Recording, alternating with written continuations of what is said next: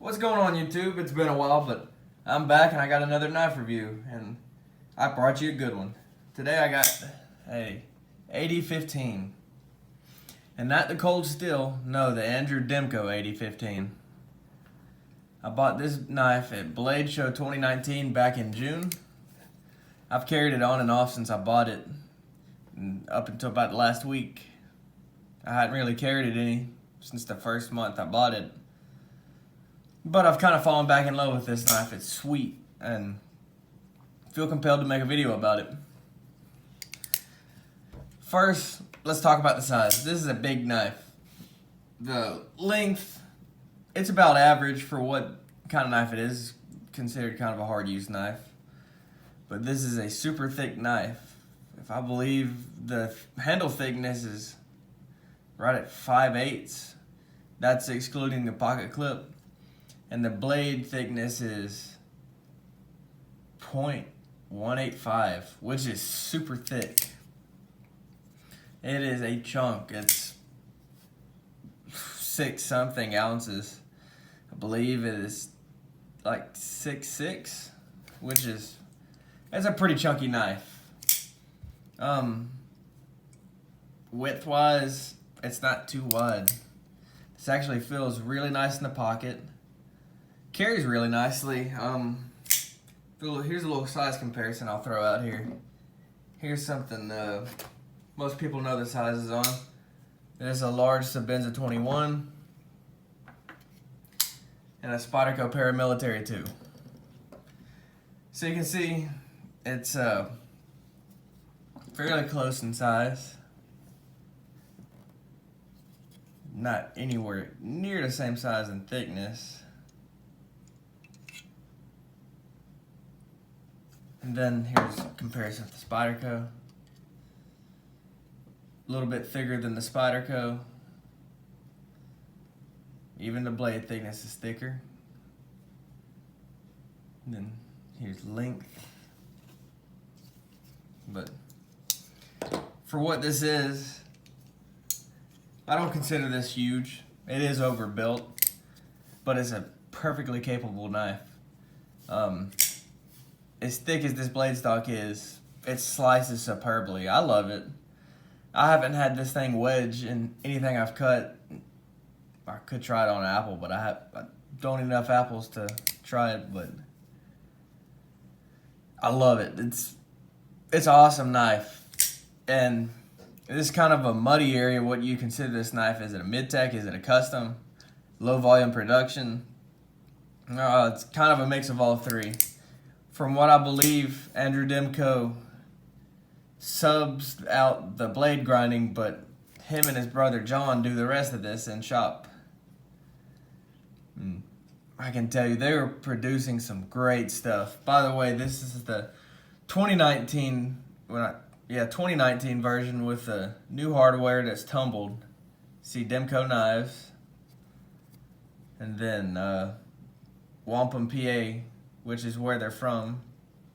You can see it's a little dirty. I have used this knife a lot outside. And I have to say, the one con I found with this knife is in this groove, and then right here on the scorpion lock, that little tube and that divot where the blade locks up, it attracts gunk. And when it gets gunk, you get some hellacious lock stick. See? Can't get the stick, which I guess is a good thing, but it can be kind of sticky at times. And you get used to it, you adjust to it. But that's the main con I found with this. I mean, this knife is loosening up super great. The action is great. I love fidgeting with this knife.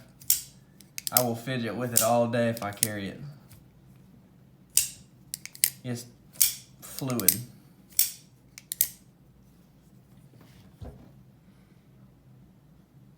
Here's a nice little view of it.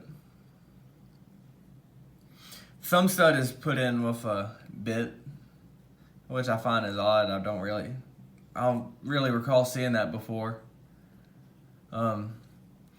I got this at Blade Show, like I said earlier in the video, and I have to say that they're great people to talk to. I talked to both John and Andrew, and they're just great down to earth people, and I felt obliged to buy a knife after I talked to them. And let me tell you, this is awesome. It's the most expensive knife I've ever bought. One of these new will run you $675, but you can get them on the secondary market for much, much cheaper. So there's that. You kind of lose a lot of value when you buy this knife, but that's okay because I don't really think I want to get rid of this knife. I had it up for sale at one point, but I don't think I really want to get rid of it anymore. I know I'm all over the place with this. I haven't done a video in a while, so pardon that, and I'm sorry. I'll get better being all over the place in the future, but back to this blade. Inside here, this runs on 2 different kinds of washers. It runs on Teflon and brass. So there's that. I know most people do not like Teflon, but I believe the reason Andrew Demko said that they went with this is because they felt it was plenty tough and gives you a super smooth action that you just can't get with phosphorus bronze. Which my blade almost drops free. I can get it to drop free with just the slightest little bit of movement with the wrist.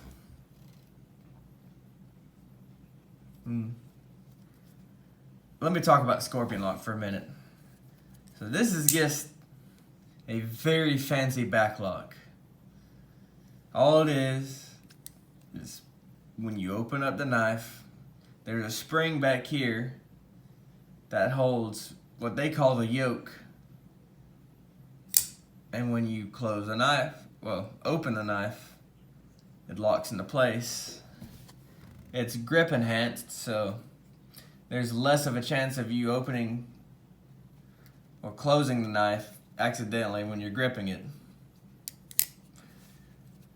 The story behind it was that the triad lock is such a difficult lock to manufacture that it's held to such a tight tolerance that he wanted a way he could just put a tube into a slot on a blade.